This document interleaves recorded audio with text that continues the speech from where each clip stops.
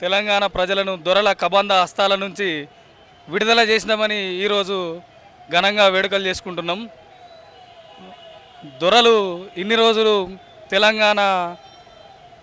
తెలంగాణలో ఉన్న ప్రతి ఒక్క దాని మీద వాళ్ళు పెట్టిన ప్రతి స్కాము ఒక స్కీము, కానీ ప్రతి స్కీము ఒక స్కాములా వాళ్ళు దండుకోవడానికి, వాళ్ళు దోచుకోవడానికి తెలంగాణను 10 ఏళ్ళు రాచి రంపాలు పెట్టి 7 లక్షల కోట్ల అప్పు చేసి ఈరోజు ఆ డబ్బును వాళ్ళ ఖజానాకు మళ్లించుకున్న దొరల కబంధ హస్తాల నుంచి తెలంగాణ ప్రజలను ప్రజాపాలనకు చేరువలో తీసుకొచ్చినామని సంబరాలు చేసుకుంటున్నాం.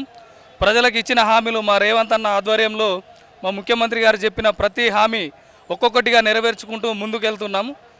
ఈరోజు తెలంగాణ ప్రజలు, రైతులు కానీ, యువత కానీ ఉద్యోగ అవకాశాలు కేసీఆర్ చెప్పుడే కానీ చేసింది ఎక్కడ లేదు.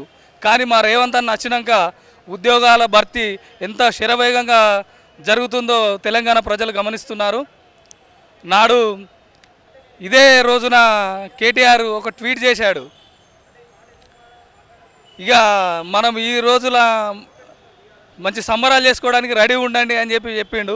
ఈరోజు సంబరాలు మేము చేసుకుంటే వాళ్ళు ఏడుస్తున్నారు. అక్కడ కేటీఆర్ సెలవు తీసుకొని వెళ్ళిపోయాడు. ఇక రేపో మాపో ఫోన్ ట్యాపింగ్ కేసులో జైలుకు పోతానని భయపడి సెలవు తీసుకొని తాత్కాలికంగా విరామం అంటుండు, కానీ పూర్తి స్థాయిలో విరామం తీసుకున్న పరిస్థితి కూడా కల్పిస్తారు తెలంగాణ ప్రజలు. టీఆర్ఎస్ పార్టీని బొందబెట్టిర్రు. రానున్న రోజులలో కనుమరుగయ్యే పరిస్థితి ఉంటుంది. బీఆర్ఎస్ పార్టీ వాళ్ళ చెల్లెను వీళ్ళ మీద వీళ్ళు చేసిన దోపిడీకి వీరిపై కేసులు కాకుండా ఉండడానికి బీజేపీతో పొత్తు పెట్టుకునే ఆలోచనలో ఉన్నారని కూడా చాలా చోట్ల వినిపిస్తున్నాయి. రానున్న రోజుల్లో అదే జరుగుతుంది. వీళ్ళు కేసుల నుండి తప్పించుకోవడానికి బీజేపీలో చేరి బీజేపీ, టీఆర్ఎస్, బీఆర్ఎస్ ఒక్కటై కాంగ్రెస్పై పోటీ చేయడానికి వచ్చే ఆలోచనలో ఉన్నారని చాలామంది మాట్లాడుకుంటున్నారు. కానీ మీరు ఎన్ని ప్రయోగాలు చేసినా 10 ఏళ్ళు ఖచ్చితంగా తెలంగాణలో కాంగ్రెస్ పార్టీ రేవంత్ అన్ననే సీఎంగా ఉంటాడు. మీరు ఎన్ని ప్రయోగాలు చేసినా, ఎంత విష ప్రచారం చేసినా తెలంగాణ ప్రజలు గమనిస్తుర్రు. కాంగ్రెస్ ప్రజాపాలనను మెచ్చుకుంటుర్రు.